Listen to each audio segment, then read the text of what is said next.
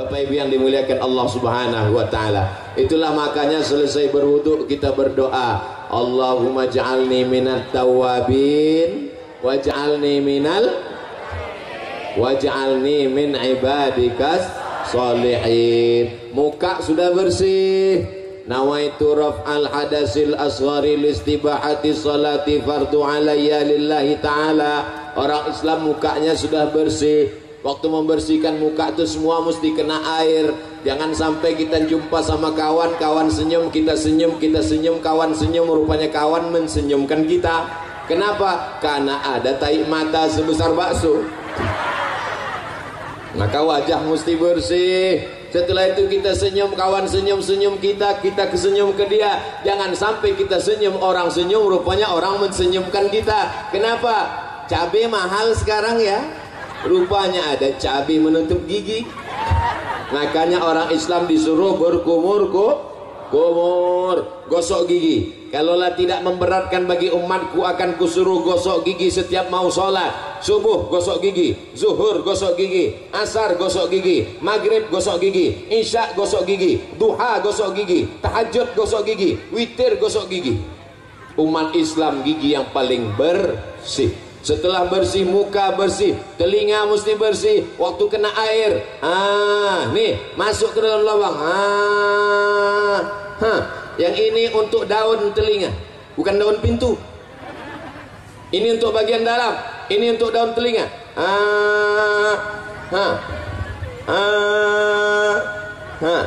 Banyak sekarang perempuan cantik, lipstik tebal, mata pakai tuxedo, bedak 2 inci, tapi lubang telinga sarang Spiderman. Telinga kotor bedaki. Maka ini mesti bersih. Telinga bersih, mata bersih, gigi bersih, rambut kepala diambil air, dibasahi, bersih. Setelah itu kemudian kaki dibasahi, jari kelingking dimasukkan ke celah-celah lubang kaki. Masuk ke lubang kaki. Ke lubang kaki. Jangan sampai air tak masuk ke dalam. Ini banyak anak sekarang wudhu tak betul, diputarnya keran air, sipak-sipaknya deh. Banyak anak-anak wudhu tak betul, diambil air, biji matanya aja. Ambil air, langsung berdoa. Kata malaikat mau disentil, kan masih kecil itu malaikat.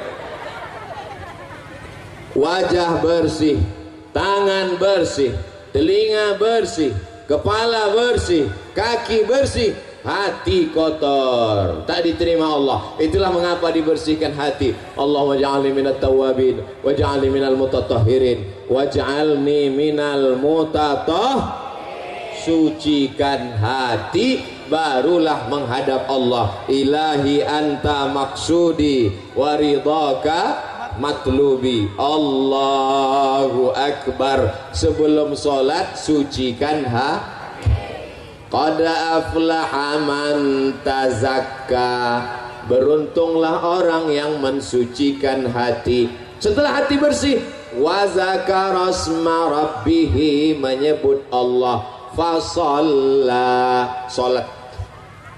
Sucikan hati, berzikir menyebut Allah, baru sholat, bukan somat. Kenapa Ustaz ceramah memandang ke kanan, memandang ke kiri? Aku mesti selalu memandang seimbang, ke sini sekali, ke sini sekali. Nanti kalau aku cuma memandang kemari, yang ini marah. Nanti kalau aku cuma memandang kemari, dibilang orang Ustaz gatal.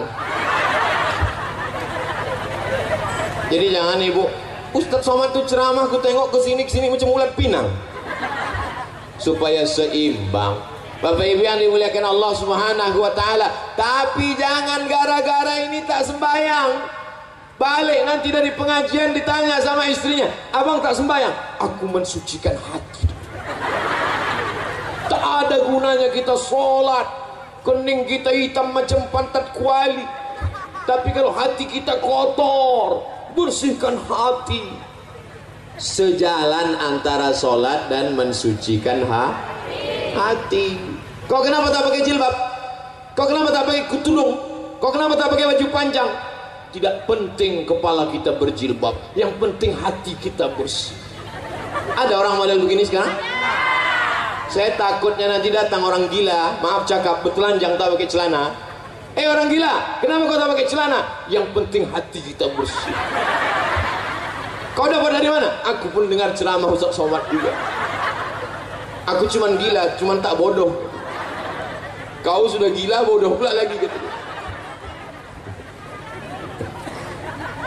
Saya tadi menyangka kalau beginilah menengok panasnya ini. Ini nampaknya kultum. Tahu Ibu kultum?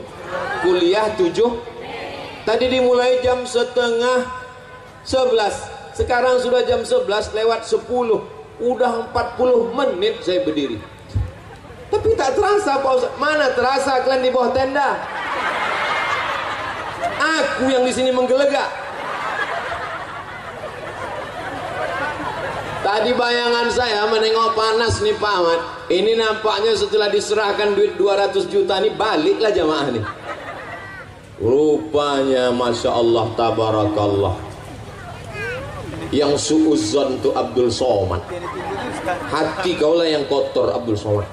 Kau sangka kami datang kemari cuma menunggu duit 200 juta. Bukan untuk kami, itu untuk SMAK tahu. Masya Allah Tabarakallah. Hadir, datang. Ada yang di tiang gawang menjaga supaya jangan sampai gol. Biasa jamaah. Macam-macam. Jadi setiap jamaah ini filosofinya macam-macam. Yang di depan ini kata dia, biarlah panas berpeluh asal Ustadz itu nampak. Kalau yang di ujung sana di bawah pokok kayu kata dia tidak, biarlah jauh asal suara terdengar. Karena aku kalau tak sambil merokok dengan ceramah tak masuk.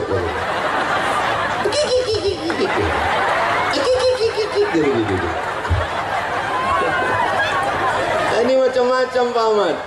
Inilah warga masyarakat Pak Ahmad yang akan memilih Pak Ahmad tahun 2024. Jadi walaupun Isra Mi'raj iklan 2024 tadi setiap 5 menit tetap diulang-ulang. Ya jangan lupa. Jadi sekarang kalau ada jadwal orang tahu saya dengan Pak Ahmad, di mana nanti pengajian? Di Masjid Anu. Siapa penceramah? Abdul Somad. Ada Pak Ahmad situ? Ada. Kampanye gubernur kita. Cerdasnya Pak Ahmad. Tak perlu buat baliho. Itu apa buat baliho? Buat baliho besar-besar. Diambil orang, dibuatnya tutup WC. Buat baliho besar-besar. Diambil orang, dibuatnya tutup kamar mandi. Banyak omak-omak mandi tepi sungai itu coblos nomor. Elah buat pengajian. Mau cerdas Pak Ahmad. Dibuat pengajian, semua orang tahu. Asal Abdul Somad ceramah di Riau, ada Pak Ahmad di situ. Ini ingat orang, ingat 2024, ingat Abdul Somad, ingat Pak Ahmad. Bapak Ibu yang dimuliakan Allah Subhanahu. Ini Abdul Somad nih nampaknya isi ceramahnya sekarang sudah berubah. Ini nampaknya dia mau jadi kepala dinas. Jangan. Sedang jadi wakil presiden aku tak mau. Apalagi lah jadi kepala dinas, kepala badan, kepala kantor berkepala maupun tak berkepala. Mana tahu nanti ada orang yang cakap macam-macam. Ini jawabannya. Lalu kalau Pak Ahmad jadi gubernur, Ustadz Somad jadi apa? Aku tetap seperti yang dulu. Aku tak berubah dari dulu sampai sekarang, begini-gini aja. Jadi kalau Pak Ahmad jadi gubernur, Ustadz jadi apa? Aku tak jadi apa-apa. Tapi aku senang karena dia akan membangun Islamic Center lebih besar daripada Islamic Center lokal. Aku senang karena dia akan membangun sekolah tahfiz Quran. Kemarin datang orang ke Pekanbaru. Sekolah tahfiz Quran yang dibangunnya dulu di Rokan Hulu, tahun ini yang mendaftar 350 orang, yang dapat diterima hanya seupil kecil sebesar tai hidung. Susah mau masuk, hanya Rokan Hulu saja. Tapi kalau dia jadi, maka dibuatnya sekolah tahfiz lebih besar, satu Riau bisa menikmatinya. Itulah kesenangan. Andai dia masuk surga, maka yang pertama dicarinya adalah aku. Masuk Pak Ahmad ke dalam surga, dipersilakan malaikat. Siapa? Pak Ahmad. Masuk. Pas masuk dalam dicarinya. Malaikat, iya. Abdul Somad di mana? Kata malaikat, dia sudah lama nunggu di ruang VVIP. Aminkanlah. Maksud Somad tadi minta aminkan. Masya Allah, tabarakallah.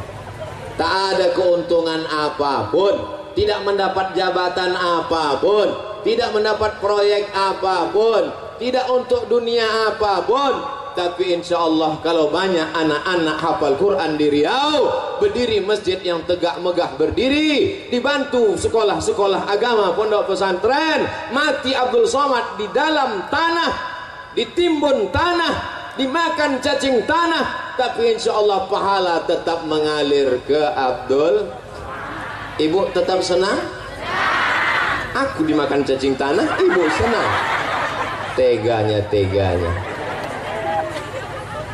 Sallallahu ala Muhammad, sallallahu alaihi wasallam, sallallahu ala Muhammad, sallallahu alaihi wasallam. Ya Nabi salam alaika, ya Rasul salam alaika, ya Habibi salam alaika, salawatullah alaika. Kalau hati panas banyak-banyak bersolawat. Sudah bersolawat tadi agak terasa dingin tak? Hati yang penting dingin, betul? Walaupun kita kepanasan tak ada tenda, tapi hati kita dingin. Mereka di sana lebih dingin. Kalau hati panas bersolawat, kalau sawit turun bersolawat, kalau pupuk naik bersolawat, kalau anak bandel bersolawat, kalau sekolah dapat 10 juta bersolawat, kalau suami dilarikan pelakor selawat. Tengok lu, tak mau mereka bersolawat. Kalau suami dilarikan pelakor mengamuk. Laki awak dilarikan pelakor, balik dia ke rumah, sallallahu, itu bini bodoh. Apa pula bersolawat? Laki awak dilarikan pelakor, balik dia ke rumah, siapkan sambal belacan. Gimana? Siap? Siap-siap apa?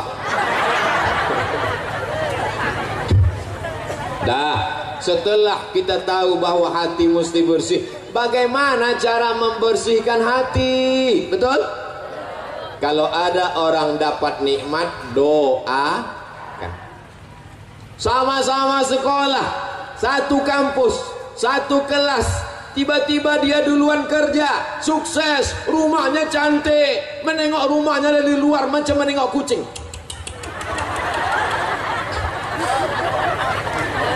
Tiba-tiba dia pulang pakai mobil baru, cantik, lunas, tidak kredit. Kita baru juga, tapi asal dipencet klaksonnya, kredit. Ustadz Somad tuh pasti banyak duitnya itu. Wah, di mobilnya kami tengok mengkilat, seandainya ada lalat tadi hinggap terpeleset. Itu mobil Pak Ahmad. Aku kasih tahu, mana tahu ada yang naik darah tingginya menengok. Itu mobil Ustadz Somad. Apa? Awalnya detak jantungnya. Begitu menengok mobil, itu mobil Ustadz Somad. Itu mobil Pak Ahmad. Begitu ku bilang itu mobil Pak Ahmad, langsung normal lagi. Alhamdulillah.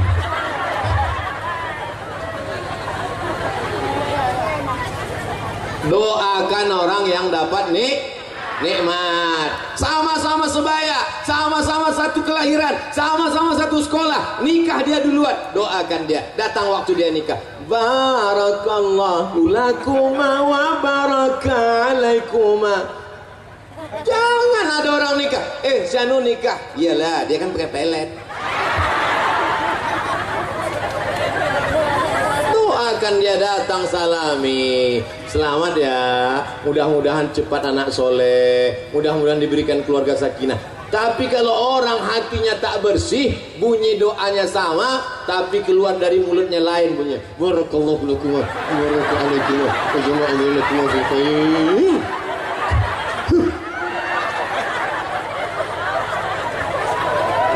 Apa kata fotografer? Foto dulu ya, Bu. Foto dulu ya, Pak. Iya, foto. Senyum. Ya, semua bilang buncis ya. Buncis. Buncis. Gara-gara busuk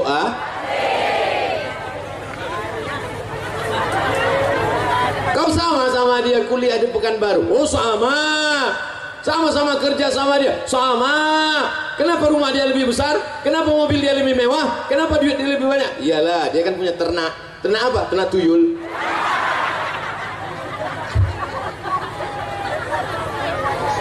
Ini pentingnya menjaga Jadi kalau mau membersihkan hati adalah doakan orang yang dapat siap mendoakan Pak Ahmad. Pak Ahmad sekarang dapat nikmat.